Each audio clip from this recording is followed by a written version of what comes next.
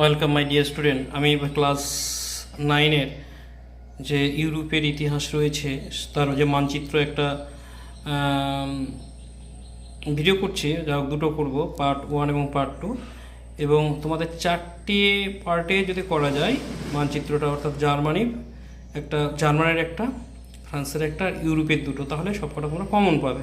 তাহলে আজকে আমি এই দুটো, অর্থাৎ জার্মানি এবং ফ্রান্সের এই দুটো মিলে, ঠিক আছে, যে ম্যাপ পয়েন্টিংরা আছে, একটা পার্ট 1 একটা ভিডিও করছি, এবং ইউরোপের দুটো সেটা হচ্ছে পার্ট 2 আমি বের করব, ঠিক আছে? তাহলে তোমরা দেখবে ভিডিওটা এবং বন্ধু শেয়ার করবে। এই যে প্যারিস, ফ্রান্সের রাজধানী বলা হচ্ছে, ফ্রান্সের রাজধানী। আমি প্রথমে ফ্রান্সটা করেছি, দেখে দিচ্ছি ফ্রান্সের ম্যাপ কেমন হবে, তোমরা কিনে নেবে, ঠিক আছে? এই অবশ্যই ফ্রান্সের হচ্ছে ম্যাপটা এরকম, ঠিক আছে? ফ্রান্সের ম্যাপটা হচ্ছে এরকম হবে, এটা গোটাটা দেখাচ্ছি, ঠিক আছে? ফ্রান্সের ম্যাপ আমি নাম্বারিং করে দিয়েছি, এটা হচ্ছে ফ্রান্সের ম্যাপ। এই যে ফ্রান্স, তাহলে মনে রাখতে হবে ফ্রান্সের রাজধানী শহর দিয়েছে প্রথমে প্যারিস, যেখানে হচ্ছে বাসের দুর্গ অবস্থিত।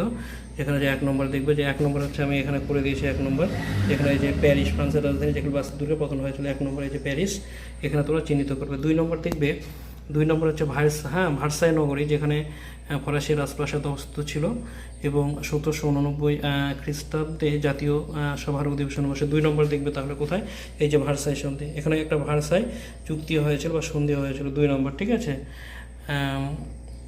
3 নম্বর দেখবে হচ্ছে লা ভেন্ডি, যেখানে ফ্রান্সের সন্ত্রাসের পূর্ব জনগণ রাজতন্ত্রের সমর্থনে তীব্র আন্দোলন গড়ে তুলেছিল। 3 নম্বর দেখবে এখানে, এই যে 3 নম্বর, ঠিক আছে, লা ভেন্ডি। এবার হচ্ছে 4 নম্বর কি দেখবে, বলছে আর্লিয়ান্স, একটা হচ্ছে মনে রাখতে হবে রাজবংশ, এটা আর্লিয়ান্স বংশ, একটা ফরাসি বিপ্লবের একটা কেন্দ্র একটা, ঠিক আছে?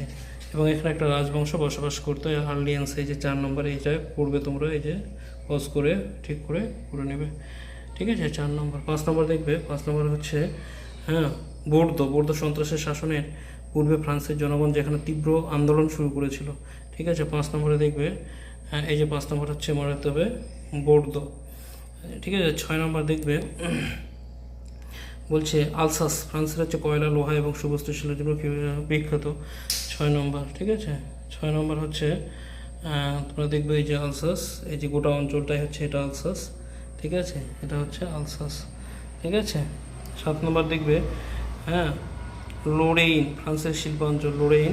এই যে 7 নম্বর হচ্ছে তোমরা লোরেন্স হচ্ছে যে 7 নম্বর, ফ্রান্সের হচ্ছে লোরেইন, এই যে শিল্পাঞ্চল এটা। 8 নম্বর হচ্ছে মনে রাখতে হবে বুলন, যেখানে নেপোলিয়ন 1805 খ্রিস্টাব্দে ইংল্যান্ড আক্রমণ করার জন্য তার বলছে এটা হচ্ছে গ্র্যান্ড আর্মিকে জড়ো করেন, যে জায়গাটা, বুলন। এই যে হচ্ছে মনে রাখতে হবে, এই যে বুলন। 8 নম্বরে এই যে উপরে চলে যাবে, ঠিক যে মনে রাখতে হবে উপরে, যে ফ্রান্সের উপরে চলে যাবে বুলন। তারপরে 9 নম্বর হচ্ছে তুলৌ, ফ্রান্সের হচ্ছে সন্ত্রাসের শাসনের পূর্বে জনগণ যেখানে তীব্র আন্দোলন গড়ে তুলেছিল, সেটা হচ্ছে 9 মার্কে আছে এই যে 9 তুলো, ঠিক আছে? ঠিক পূর্ব দিকে। এবার হচ্ছে 10 নম্বর হচ্ছে মনে রাখতে হবে মার্সাইলিস, ফ্রান্সে শিল্প বিপ্লবের সময় গড়ে ওঠা এক গুরুত্বপূর্ণ বাণিজ্য কেন্দ্র। এই যে বাণিজ্য কেন্দ্র হচ্ছে মনে রাখতে হবে কে, মার্সাইলিস। এবার 2 নম্বর, ঠিক আছে, সেটটা আমি একটা ভিডিওর মাধ্যমে করে দিচ্ছি, দুটো স্কুল, জার্মানি এবং ফ্রান্স। এবার এটা হচ্ছে জার্মানি, ভালো করে দেখে নেবে টোটালটা। এটা হচ্ছে জার্মানি, এই যে জার্মানির হচ্ছে ম্যাপ, ঠিক আছে? তোমরা যে কোনো বইয়ের দোকানে গিয়ে জিজ্ঞেস করলে এই ম্যাপগুলো দিয়ে দেবে, পরীক্ষা কিন্তু থাকবে। এবং ইউরোপের দুটো করাবো, তারপর মনে রাখতে হবে কি বলছে স্লেসউইগ ও বলছে হলস্টাইন, যে দুটি অঞ্চলে 1920 খ্রিস্টাব্দে কী হয়েছিল, ভার্সাই চুক্তি অনুযায়ী ডেনমার্কের অন্তর্ভুক্ত হয়েছিল। 1 নম্বর দেখবে হচ্ছে এই যে উপরে দেখবে, এই যে বলছে স্লেভ এবং হলস্টাইন উপরে, ঠিক জার্মানির উপরের দিকটা অংশটা।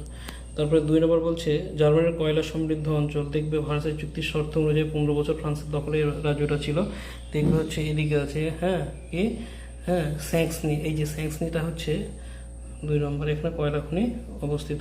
3 নম্বর হচ্ছে নেপোলিয়ন দ্বারা গঠিত কনফারেন্স অফ দ্য রাইন, এর অন্তর্গত দুটি অঞ্চল হচ্ছে কি বলেছে, বাভেরিয়া ও স্যাক্সনি, ঠিক আছে? তাহলে এখানে একটু ভুল বলেছে, মাফ করবেন। তাহলে মনে রাখতে হবে 2 নম্বরটা দেখবে, ঠিক আছে? 2 নম্বরটা কি বলেছে, জার্মানির কয়লা সমৃদ্ধ কয়লা সমৃদ্ধ সার অঞ্চল, এটা দেখবে 2 নম্বরে আমি করে দিয়েছি। এই যে 2 নম্বর বলছে সার অঞ্চলটা, এই যে দেখবে জার্মানির। এবার 3 নম্বর হচ্ছে মনে রাখতে হবে, ব্যাভেরিয়া, এবং এই যে ব্যাভেরিয়া হচ্ছে যে নিচেরটা ব্যাভেরিয়া 3 নম্বর, আর হচ্ছে মনে রাখতে হবে কি বলেছে, স্যাক্সনি। তাহলে কোনটা বলেছে, নেপোলিয়ন দ্বারা গঠিত কনফারেন্স রাইন এর অন্তর্ভুক্ত দুটি অঞ্চল ব্যাভেরিয়া এবং স্যাক্সনি।